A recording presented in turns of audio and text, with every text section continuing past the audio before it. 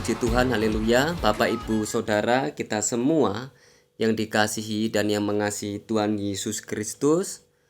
Renungan pada saat ini akan saya berikan judul Menikmati Janji Bapa.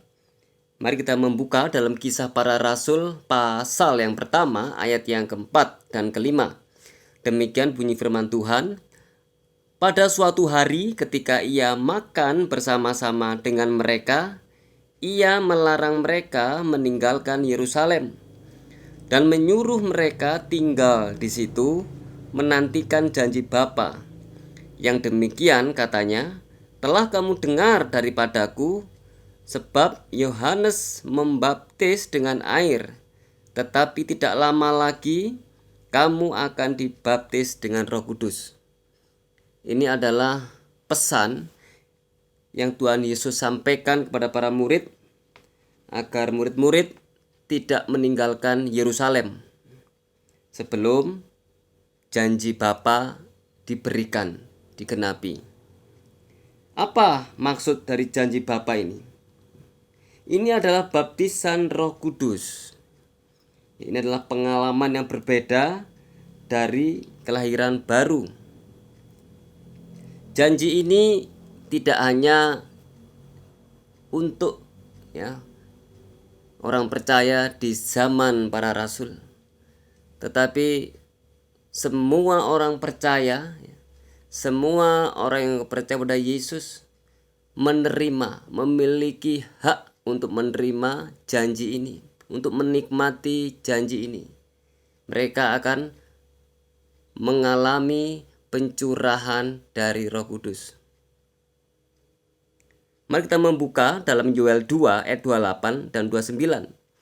Kemudian daripada itu akan terjadi bahwa aku akan mencurahkan rohku ke atas semua manusia. Maka anak-anakmu laki-laki dan perempuan akan bernubuat, orang-orangmu yang tua akan mendapat mimpi, teruna-terunamu akan mendapat penglihatan-penglihatan. 29. Juga ke atas hamba-hambamu laki-laki dan perempuan akan kucurahkan rohku pada hari-hari itu. Mari kita memperhatikan nubuatan dalam kitab Yoel ini. Mencurahkan berarti menuangkan dengan sangat banyak. Waktu itu Roh Kudus hanya diberikan kepada sedikit orang. Tetapi sekarang, di zaman ini, di hari-hari terakhir ini, Roh Kudus akan diberikan secara meluas kepada setiap orang percaya. Tidak tertulis usia berapa. Saya percaya anak-anak sekolah minggu pun, anak-anak bapak ibu, atau cucu-cucu bapak kakek nenek, mungkin yang sekolah minggu, yang remaja, janji ini pun dapat mereka nikmati. Roh Kudus dicurahkan atas anak-anak, dituangkan tanpa diukur, sehingga setiap orang percaya dipenuhi dengan meluap. Janji ini pasti digenapi bagi mereka yang rindu, yang percaya, yang setia, yang tekun, berseru. Firman Tuhan berjanji, mintalah maka kamu akan menerima. Firman Tuhan di dalam 1 Yohanes 5 ayat 14 sampai 15 dikatakan di sana, dan inilah keberanian percaya kita kepadanya, yaitu bahwa ia mengabulkan doa kita. Jikalau kita meminta sesuatu kepadanya menurut kehendaknya. Sampai di situ saja. Yang kita minta adalah agar Roh Kudus yang Tuhan Yesus janjikan itu digenapi saat ini, di generasi ini, di gereja kita, untuk anak-anak kita, untuk anak-anak rohani kita. Dan Tuhan berjanji apa yang kita minta sesuai kehendaknya akan diberikan. Berarti tergantung kita.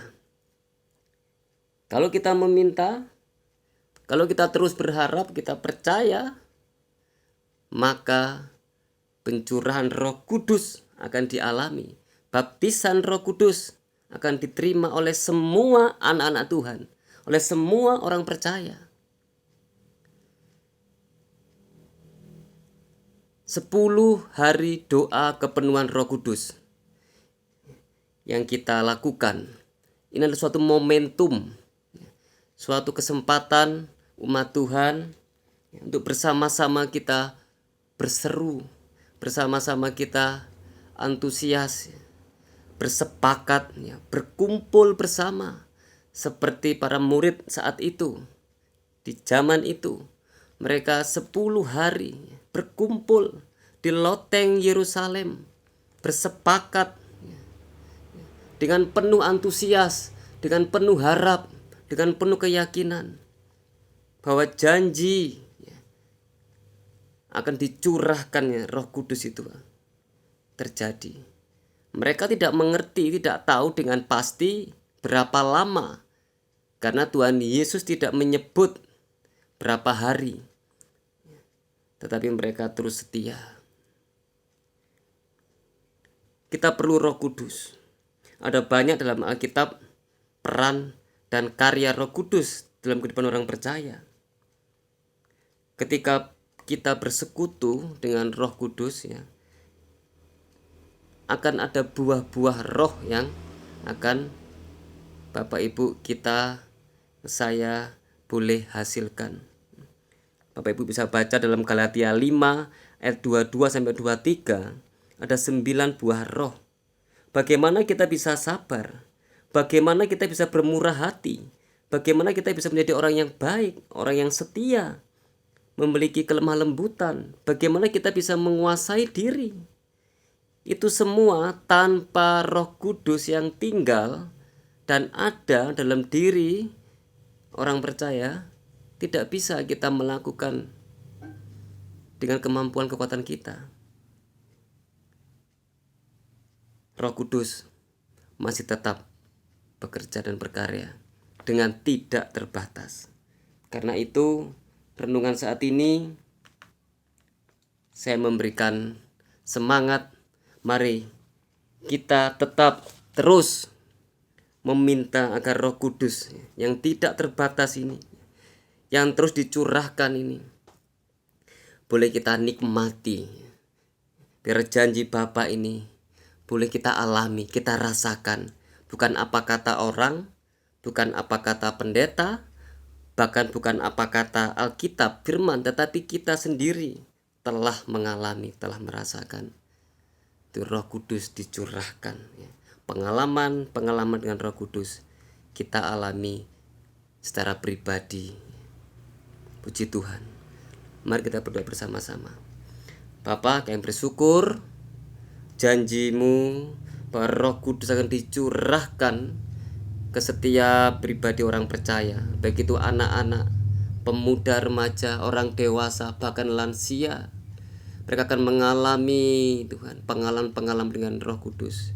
Nyatakan Tuhan janji-Mu itu Tuhan. Doa 10 hari ini Tuhan, Roh Kudus, kami percaya Tuhan, setiap pribadi lepas pribadi Tuhan, setiap sidang jemaat-Mu sudah Tuhan mengalami Tuhan Yesus baptisan Roh Kudus ini. Janji-Mu digenapi di dalam nama Tuhan Yesus Kristus.